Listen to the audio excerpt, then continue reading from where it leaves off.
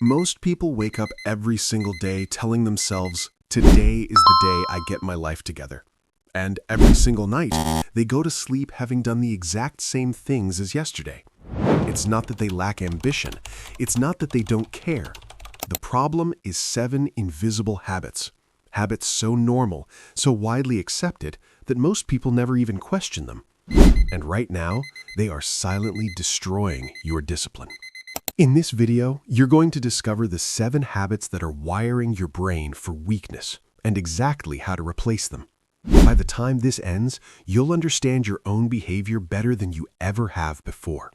Let's rewire. Here's something most people get completely wrong about discipline. They think it's about willpower, about pushing harder, about being tougher. But neuroscience tells a different story. Discipline isn't a personality trait. It's a set of behaviors your brain has been trained to repeat automatically. Every single day, your habits are either building your discipline or quietly dismantling it. The problem isn't that you're weak. The problem is that some of your daily habits are programming your brain in the wrong direction, and you don't even realize it. Habit number 1, checking your phone the moment you wake up. This one is everywhere, and it might be the most destructive habit on this entire list. Here's what happens when the first thing you do every morning is open Instagram, TikTok, or your messages. Your brain immediately shifts from a state of creation to a state of reaction. Instead of setting your own agenda for the day, you let other people's content, notifications, and demands define your mental state before you've even had breakfast. Research shows that the first 30 to 60 minutes of your morning set the emotional tone for the entire day.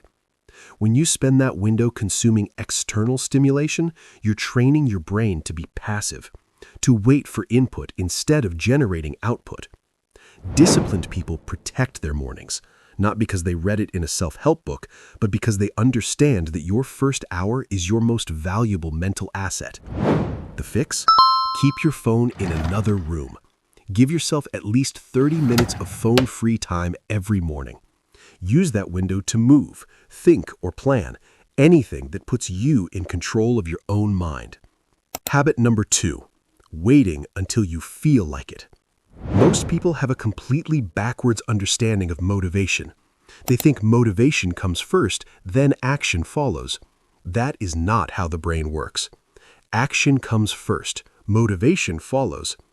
Every time you wait to feel ready before starting a task, you are reinforcing a neural pathway that says, I need external permission to begin. Over time, your brain becomes completely dependent on feeling inspired, and discipline disappears. Highly disciplined people don't wait to feel motivated. They start, even when they don't want to, especially when they don't want to.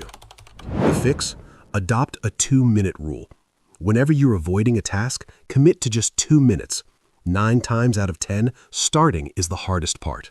Once you begin, momentum takes over. Habit number 3, consuming more than you create. Here's a brutal truth. The more content you consume without producing anything in return, the weaker your discipline becomes. Endless scrolling, binge watching, podcast after podcast. None of these are inherently bad, but when your ratio of consumption to creation is massively imbalanced, your brain learns that its job is to receive, not to produce. Disciplined, high-performing people flip that ratio. They read, then they apply. They watch, then they build. They listen, then they act. Every hour you spend consuming is an hour you're not building the skills, habits, or work that moves your life forward. The fix? For every hour of content you consume, commit to at least 30 minutes of creation. Write, build, practice, produce. The discipline muscle only grows when you use it. We're halfway through, and the next habit is one that almost nobody talks about, but it might be the single biggest reason your discipline keeps collapsing. Stay with me. Habit number 4, making too many small decisions before you do the work that matters. This is called decision fatigue, and it's real. Your brain has a finite amount of mental energy available each day. Every decision you make, what to eat, what to wear, what to watch, which task to start first, drains that energy. By the time you actually sit down to do meaningful work, your discipline is already running on empty. Every distraction feels harder to resist. Every difficult task feels more overwhelming. This is why successful people simplify ruthlessly. Same morning routine, same meals, same workflow. Not because they lack creativity, because they understand that mental energy is a limited resource, and they protect it. The fix? Reduce unnecessary decisions before high output periods. Plan your day the night before. Prepare your meals in advance. Remove the small choices so your brain can focus on what actually matters. Habit number 5, breaking promises to yourself. This one hits differently. Every time you tell yourself you're going to do something, wake up early, exercise, finish a project, and then don't follow through, you are sending a very specific message to your own brain.